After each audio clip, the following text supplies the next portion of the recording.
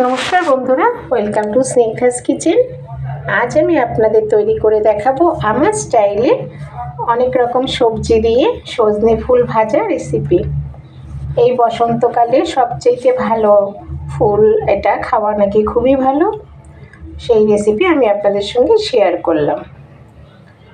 তার জন্য প্রথমেই নিয়েছি বেগুন। এর মধ্যে আমি যেহেতু বেগুন দেব, বেগুনটাকে দেখুন গোল গোল কেটে নিয়েছি বেগুন ভাজার মতন। এরপরে এই বেগুনটাকে যতটা ছোট করে কাটা যায় সেভাবে কেটে নেব।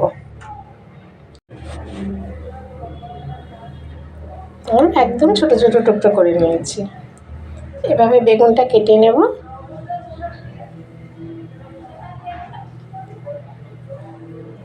আর বেগুনটা যখন কাটা হয়ে গেছে, আমি এর মধ্যে পরিমাণ মতো নুন আর হলুদ দিয়ে অন্তত মাখিয়ে রাখবো, 20 থেকে 25 মিনিট মাখিয়ে রাখবো।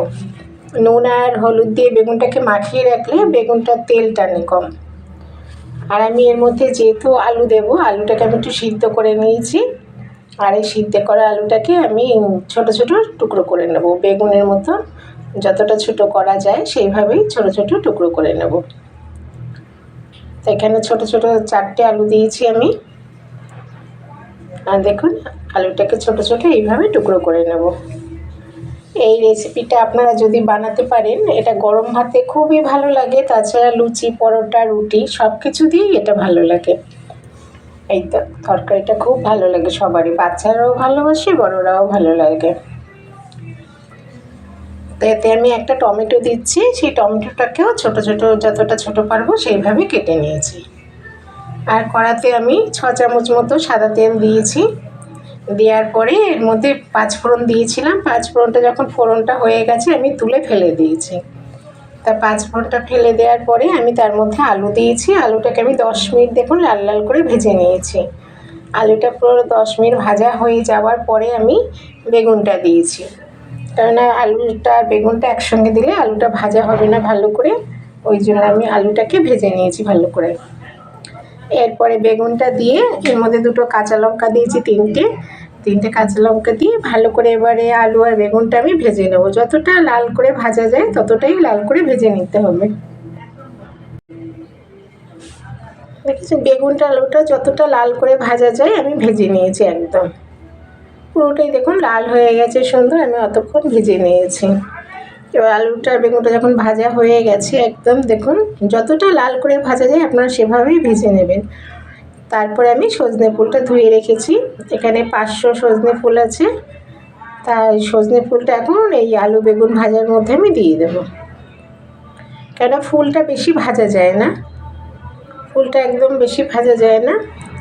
তার মধ্যে ফুল আর টমেটোটা দিলাম,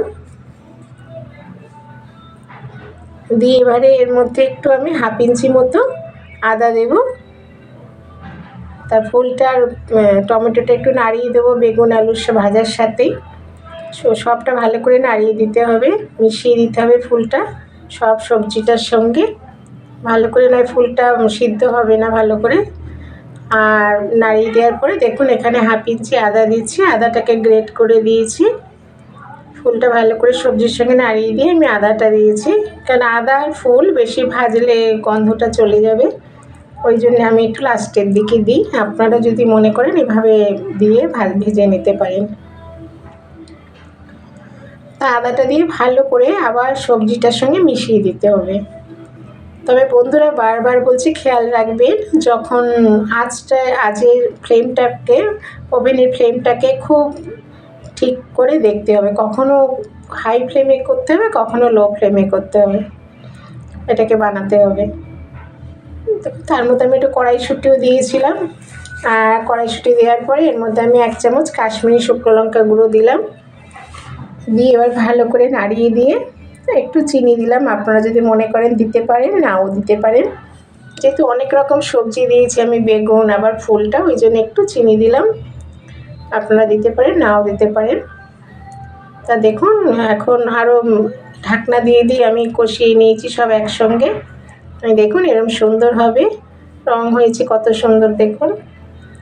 আর এরকম থকথকে একটা হবে। আমি কিন্তু কোনো রকম জল দিইনি, আমি কখনো ঢাকনা দিয়েছি কখনো ঢাকনা খুলে এইভাবে আমি নাড়িয়ে নাড়িয়ে করেছি, এটাকে বানিয়ে নিয়েছি।